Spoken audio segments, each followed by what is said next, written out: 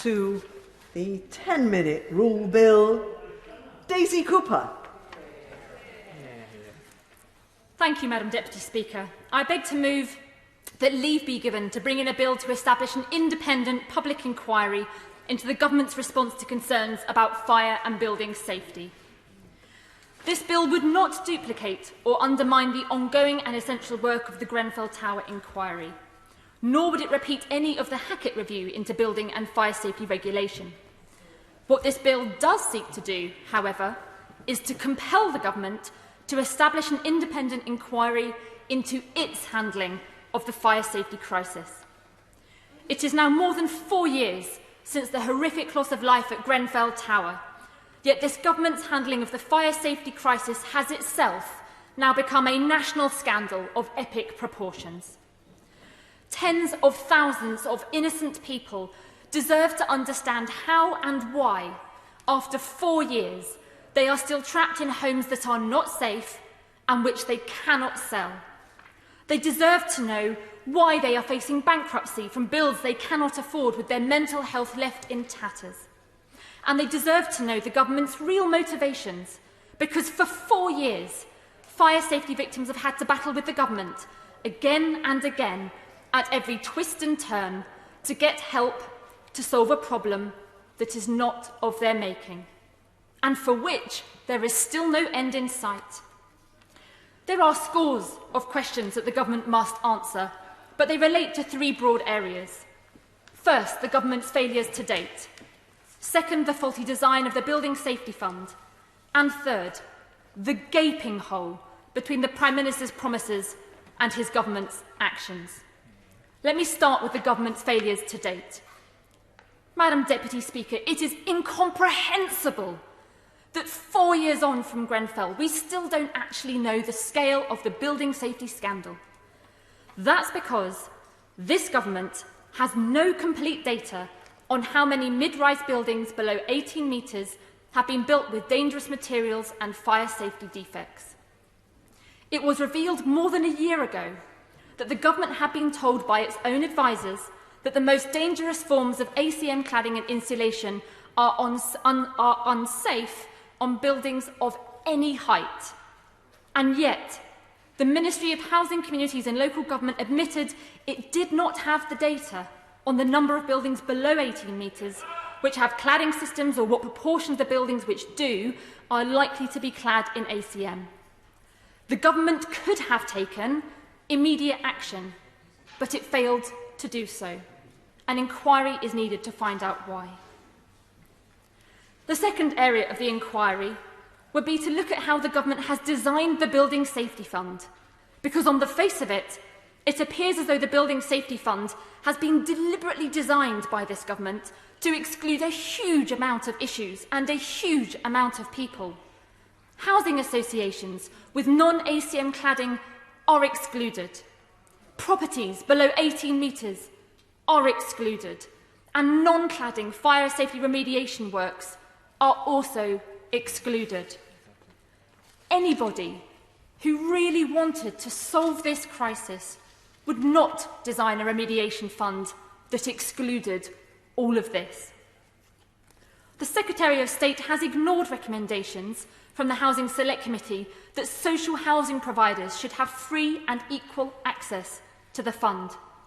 This is in the face of a national housing shortage, when social housing providers should be investing their funds in new affordable homes. On the 18-metre threshold, how did the government reach the conclusion that buildings below 18 metres should be treated differently and not be eligible for the Building Safety Fund? Because the Secretary of State himself has described height as a, quote, crude factor when determining risk, and we all saw the video of a top civil servant working on the cladding scandal admit that the crucial 18-metre rule had been picked simply because ministers didn't have time to come up with a better number. And yet the government is still using it. Why? There has been no explanation of why this arbitrary figure has been applied. And the perverse nature of this 18-metre rule is demonstrated perfectly by the decks in Liverpool. To the casual observer, it is a development of 6 identical blocks. 3 of these are just above 18 metres and might qualify for help from the government, but the other 3 are just short of 18 metres and left out in the cold. So why does the government persist in using this 18-metre threshold when it's clearly unfair and in some cases outright absurd? An inquiry is needed to look into this. And then there is the size of the Building Safety Fund. The Housing Select Committee estimates that the cost to remediate cladding will be in the region of £15 billion. So how did the Secretary of State arrive at the very precise initial figure of £1.6 billion and then his revised position of £5.1 billion? Fire safety experts have repeatedly said that this fund is a mere drop in the ocean. So why is the government refusing to budge? And why has the government excluded all other fire safety issues that aren't caused by cladding from the Building Safety Fund? Flammable balconies, missing fire breaks, defective fire doors, dangerous insulation. These are all issues that have been identified as critical safety failings.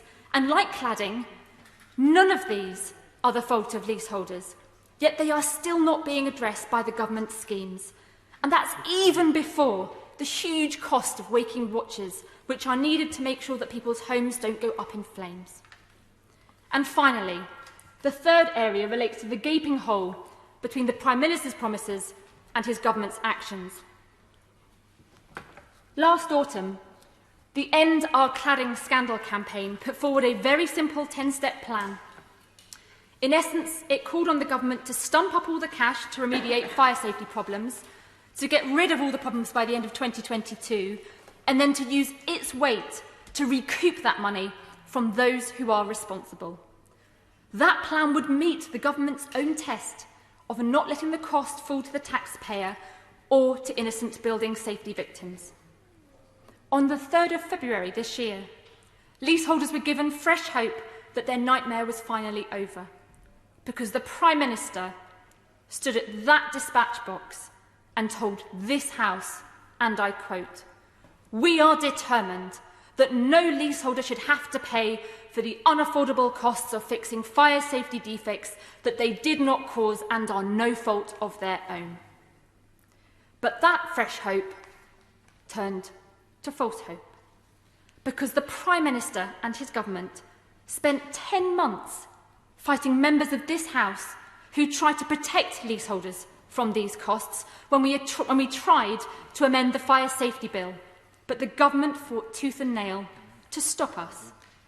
On Sunday, with much fanfare, the Secretary of State announced he was bringing forward measures in the Building Safety Bill which would give leaseholders 15 years to take action against those who are responsible. Fire safety victims have already said that most of them won't benefit from this, either because the 15-year limit has already expired or because the potential defendants no longer exist or are insolvent. For everyone else, they now have to add the prospect of years of litigation to their woes. But what's really disturbing is that the Secretary of State has announced this in the full knowledge, and I quote from a National Audit Office report, that the legal costs of taking action are likely to outweigh the costs for remediation works in a significant number of cases, and I quote, that enforcing cost recovery from the outset could impact the pace of remediation. So does this government really think that it is acceptable for leaseholders facing bankruptcy and mental ill health to have to start legal action against huge, powerful housing companies, builders and others, when they know that the legal bills could cost more than the remediation work itself and then delay that remediation? This is Alice in Wonderland stuff. And it's not just that the Prime Minister and his government are falling short on this promise. They're doing exactly the opposite of what they promised, because this government is actively legislating to effectively protect the guilty whilst letting innocent victims hang out to dry. A public inquiry is now needed to rigorously investigate why this government has comprehensively failed to put any serious system in place to protect innocent building safety victims or recoup the costs from developers, builders, suppliers and contractors. And what precisely is this government's relationship with these potential defendants such that it is so determined, time and time again, to put the interests of big developers and others ahead of innocent tenants and leaseholders. Madam Deputy Speaker, this public inquiry is desperately needed because when we said never again, some of us actually meant it. Fire safety victims have faced 4 years of delays, obfuscation and broken promises. This has become a national scandal of epic proportions and we need an independent inquiry to tell us why. The question is that the honourable member have leave to bring in the bill. As many as that opinion, say aye. Aye. Of the contrary, no. I think the ayes have it. The ayes have it. Who will prepare and bring in the bill? Ed Davey, Tim Farron, Munira Wilson, Sarah Olney, Leila Moran, Vera Hobhouse, Sarah Green, Alistair Carmichael, Wendy Chamberlain, Christine Jardine, Jamie Stone and myself, Madam Deputy Speaker. Daisy Cooper. Fire and Building Safety Public Inquiry Bill. Second reading what day? Friday the 10th of September, Madam Deputy Speaker. Friday the 10th of September. Thank you.